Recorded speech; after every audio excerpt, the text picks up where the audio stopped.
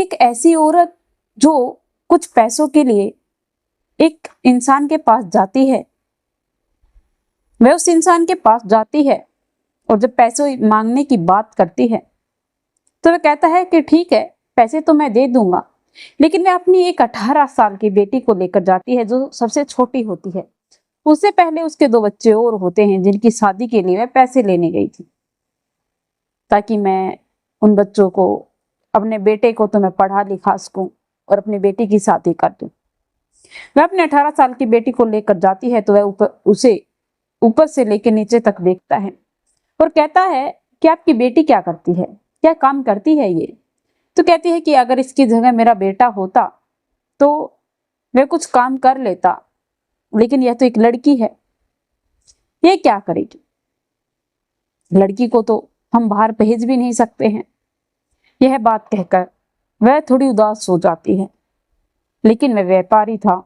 वह कहता है कि ठीक है, अगर मैं इसे अपने साथ लेकर जाऊं तो वहां पर तो इसे आसानी से जॉब मिल जाएगी, महीने के 10,000 रुपए ये कमाकर तुम्हें दे सकती है।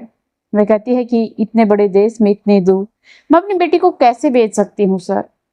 तभी वह कहता है कि इतने दूर अकेले कहाँ है ये, मैं हूं ना। अगर तुम्हें मुझ पर विश्वास नहीं है तो मेरी भी 2 बेटियां हैं, एक बेटा है, मेरी वाइफ है, उनके साथ रहेगी, आराम से खाई पी कर के ये तुम्हें 10,000 रुपए भेज रही है तो तुम्हारा घर का गुजारा हो जाएगा। वह यह बात सुनकर थोड़ा हिचकिचा जाती है, कहती है कि ठीक है सर, मैं पूछकर बताती हूँ। जो लड़की थी वह तो यह बात सुनते ही खुश हो जाती है कि मैं इतनी दूर, इतने बड़े शहर में जाऊंगी। वह तुरंत तैयार हो जाती है और जब उसकी बहन से पूछा जाता है, वह थोड़ी दिमाग से पागल थी, उसका दिमाग थोड़ा कम चलता था, जिसके कारण उसे पागल पागल कहकर चिढ़ाया भी जाता था। छोटी वाली लड़की समझदार थी, सभी चीजों की सूझबूझ थी और वह बहुत खूबसूरत थी। वह अपनी बेटी की पैकिंग कर कर उसके पास भेज देती है। अगले ही दिन वह लोग चले जाते हैं। वह अपने घर उस लड़की को लेकर चला जाता है और ले जाने के बाद वहां पर उसकी वाइफ, वह और उसकी 2 बेटियां नीचे वाले फ्लैट में रहती थी और ऊपर वाले फ्लैट के अंदर उसका बेटा रहता था। लेकिन उसके बेटे के पास कोई नहीं जाता था। वह एक कंपनी में सीईओ था, उसकी इनकम बहुत ज्यादा थी, बहुत पैसे कमाता था, सुबह निकल कर जाता था, शाम को रात बहुत लेट ड्यूटी कर कर आता था। उसका खाना पीना उसी के रूम में भेज दिया जाता था। कभी कभार वह नीचे खाना खाने आया करता था, वैसे तो वह हमेशा अपने रूम में ही खाता था। अब वहां उस लड़की से काम करवाया जाता है। वह लड़की शुरुआत में तो अपने आप काम करने लगती है ताकि वह उन दोनों पति पत्नी का दिल जीत सके, ताकि वह उसे जल्द से जल्द अच्छे काम पर लगा दे। वह अपनी माँ के पास अच्छे पैसे कमा कर भेज सके, उसकी बहन जिसकी शादी नहीं हुई थी उसकी शादी हो सके, उसके भैया की पढ़ाई आगे जारी कर सके। लेकिन ऐसा कुछ नहीं हो पा रहा था। उसे वहां पर 6 महीने हो जाते हैं। जब उसकी माँ उसके पास फोन करती है तो वह लोग वहीं पर खड़े उसके पास रहते थे। तो वह कहती थी कि माँ, ये लोग बहुत अच्छे हैं, मुझे अच्छा खाना खवाते हैं और ये लोग जहां भी मेरा काम लगेगा तुरंत लगवाने की कोशिश कर रहे हैं। उसकी माँ कहती है कि अच्छा है, ठीक है बेटा, यहाँ पर तो 2 वक्त की रोटी खाना भी हमारे लिए, हमारे नसीब में नहीं है, तुम्हें अच्छा खाना मिल रहा है, यही बहुत अच्छी बात है। जैसे तुम्हें काम मिलेगा तुम पैसे भेज देना, क्योंकि तुम्हारी बहन की शादी करनी है, मेरी भी तबीयत थोड़ी खराब रहने लगी है, तुम्हारे भैया की पढ़ाई रुकी हुई है, इसकी पढ़ाई आगे जारी कर दे। यह बात कहकर वह अपनी बेटी से बात कर कर फोन कट कर देती है। दूसरी तरफ लड़की, जो कि अब उस लोगों से कहती है कि मेरा काम अब तक आप लोगों ने कहीं बात की या नहीं की, तो ये लोग कहते हैं कि करेंगे, ऐसे कामों में थोड़ा टाइम लगता है। तो ये कहती है कि आपने तो मेरी मम्मी के सामने तो यही कहा था कि ऐसी लड़कियों को वहां पर बहुत जल्दी काम मिल जाता है। वे लोग गुस्से में आकर बोल देते हैं कि तू इतनी पढ़ी लिखी कहाँ है जो तुझे कोई भी देखकर काम दे देगा, दिमाग खराब है, ऐसा वैसा उसे बहुत बुरा भला कहते हैं। वे फिर सहन करती है। 2 महीने बीत जाते हैं। वह उनकी बेटियों से बात करती है क्योंकि वह दोनों स्कूल जाती थी। वह कहती है कि हमें नहीं पता कहाँ काम मिलता है, यह सब कुछ हमारे पिताजी या फिर मम्मा बताएंगे। वह उनकी मम्मा के पास जाती है और उन्हें कहने लगती है, तो वह उसे डांटती है, फटकारती है और कुछ अब सब बोल जाती है और कहती है कि घर का काम करना सीख ले पहले, फिर काम अगर कहीं लगेगा तो हम तुम्हारा काम लगवा देंगे, कहीं भागकर थोड़ी न जा रहे हैं। अब वह उनका सारा काम करती थी, लेकिन अब वहां से उसका मन उठ चुका था। लेकिन अब करे तो करे क्या, मजबूरी थी। एक दिन वह ऊपर उनके बेटे के पास चली जाती है, तब घर में कोई नहीं होता है क्योंकि उसके पिता का एक बिजनेस था। वह वहां चले जाते थे। उसकी वाइफ थी, वह बाहर अपनी सहेलियों से मिलने चली गई और 2 बेटियां थी जो स्कूल चली जाती थी। अब वह लड़का अकेला था, लेकिन उसके पास जाने की अनुमति बिल्कुल भी उसे नहीं थी। फिर भी वह कोशिश कर कर देखती है। वह उसके पास जाती है, उसके दरवाजे को खटखटाती है, तो वह जाकर दरवाजा खोलता है और कहता है कि अरे तुम आओ, अंदर आओ। उसका नाम कविता था। अब जब कविता का वह नाम लेता है तो कविता कहती है कि आपको मेरा नाम पता है? तो कहता है कि 1 साल हो गई है तुम्हें इस घर के अंदर, तो क्या मुझे तुम्हारा नाम भी नहीं पता होगा?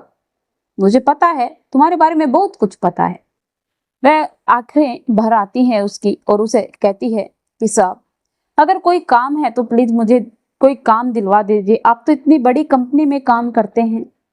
मेरे माता जो गांव के अंदर है बड़ी ही परेशान है, उसकी तबीयत भी बहुत खराब है। मेरी एक बहन है जिसकी शादी करानी है, भैया है जिसकी पढ़ाई रुकी हुई है। मैं यहाँ काम करने के लिए आई थी, लेकिन कोई काम मुझे मिल नहीं रहा है। यह बात वह सुनता है तो कहता है कि यह बात तो तुम्हें तब सोचनी थी जब तुम घर से भाग गई थी और तुम्हारा प्रेमी तुम्हें घर के अंदर वापस छोड़ गया था। यह बात सुनते ही वह भड़क जाती है और कहती है कि आप ये सब कुछ क्या कह रहे हैं, क्या बकवास कर रहे हो आप? यह बात सुनते ही वह कहता है कि सही तो कह रहा हूं, और गलत क्या है इसके अंदर? तुम्हें तब शर्म नहीं आई जब तुम्हारे माता पिता मेरे पिता के सामने गिड़गिड़ा रहे थे तुम्हें ले जाने के लिए? उन लोगों की तुमने गांव के अंदर नाक कटवा दी। तो यह बात सुनते ही वह कहती है कि क्या? नहीं, यह सब कुछ झूठ है। मैं ऐसे ऐसे, मेरे माँ आपके पिता के पास गई थी और उन्होंने ऐसे ऐसे कहकर मुझे यहाँ लेकर आए हैं। तो कहता है कि क्या यह बात सच है? कहती है कि हाँ, यह बिल्कुल सच है। आप जिसकी कहोगे मैं उसकी कसम खाने के लिए तैयार हूँ।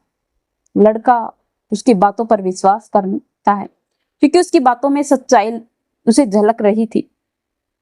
यह सब कुछ सुनने के बाद वह कहता है कि मुझे समझ आ गया है कि मेरे पिता ने यह सब कुछ क्यों किया। तो कहती है कि आपके पिता ने ऐसा क्यों किया, मुझे तो कुछ समझ नहीं आ रहा है। तो बताता है कि तुम इतनी खूबसूरत हो, मेरे पिता ने सोचा कि कहीं ना कहीं मैं तुमसे प्यार करना बैठूं, इसलिए उन्होंने मुझसे यह सब कुछ बता दिया। कोई बात नहीं। वह उसकी माँ के पास 1 लाख रुपए भेजता है और कहता है कि किसी के कानों कान खबर नहीं होनी चाहिए। 1 लाख रुपए भेजता है और कहता है कि कोई बात नहीं, मेरे पिता ने जो किया गलत किया है। अब लड़की रोज रूटीन में अपना काम करती रहती थी, लेकिन जो लड़का था वह अब उसके प्यार में पड़ जाता है। कविता को देखे बगैर उसका दिन शुरू नहीं होता था और कविता को देखकर ही उसकी शाम होती थी। एक दिन जब घर पर कोई नहीं होता है तो वह जो जॉब थी, जॉब से छुट्टी लेकर घर आ जाता है और कविता को अपने रूम में बुलाता है। और कविता जब उसे कहती है कि मैं अपने घर जाना चाहती हूँ, मैं यहाँ नहीं रहना चाहती हूँ, मेरा मन नहीं करता है यहाँ रहने के लिए, तो कहता है कि तू ऐसा क्यों कह रही है कविता, तू यहीं रह, तेरे बगैर मैं क्या करूंगा। जब वह यह बातें कहता है, इतनी रोमांटिक उससे बात करता है, तो उसे भी कहीं ना कहीं शक होने लगता है। उसकी आंखें भर आती हैं और कहता है कि तुम्हारे बगैर मैं जी नहीं पाऊंगा, तुम्हारे बगैर मैं मर जाऊंगा, कहीं ना कहीं मैं तुमसे प्यार कर बैठा हूं। यह बात कहने के बाद अब वह भी कहती है कि क्या तुम सच कह रहे हो? तो कहता है कि हाँ, मैं सच बोल रहा हूँ, मैं तुमसे प्यार करता हूँ, तुमसे शादी करना चाहता हूँ। कहते हैं कि ठीक है, लेकिन तुम्हारे माता पिता कैसे मानेंगे? तो कहते हैं कि ठीक है, माता पिता को मैं अपने आप मना लूंगा। अब उसके व्यवहार को देखकर उसके पिता को शक होने लगता है और वह अपने बेटे से एक दिन पूछ बैठता है कि बेटा, आखिरकार तुम्हारे और कविता के बीच में चल क्या रहा है? मुझे कुछ शक होने लगा है। आजकल तुम इसे देखकर बहुत मुस्कुराते हो, इसे देखने के लिए, इसकी एक झलक पाने के लिए बड़े ही बेताब रहते हो। वह कहता है कि पापा, मैं इससे प्यार करता हूँ और इसे शादी करना चाहता हूँ। तो कहता है कि बेटा, तू ये सब कुछ क्या कह रहा है? वह फिर उसे सब कुछ बताता है और कहता है कि पिताजी, आपको बिल्कुल भी शर्म नहीं आई? एक लड़की के साथ तुमने ऐसा किया, जबकि आपके दो दो बेटियां हैं। अगर उनके साथ कोई ऐसा करे तो आप लोगों को कैसा लगेगा? मैंने कभी उम्मीद नहीं थी कि आप लोग ऐसा कर सकते हो।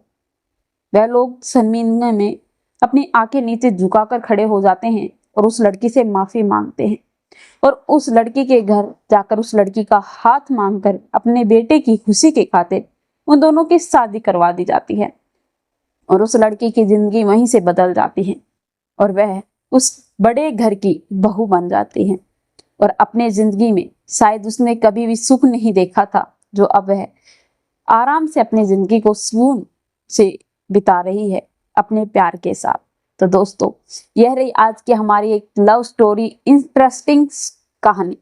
आप लोगों को यह कहानी, यह स्टोरी कैसी लगी कमेंट सेक्शन में लिखकर जरूर बताना। मेरे चैनल को सब्सक्राइब करना, नोटिफिकेशन को ऑन करना ताकि ऐसी हर वीडियो जल्द से जल्द आप लोगों तक पहुंच पाए।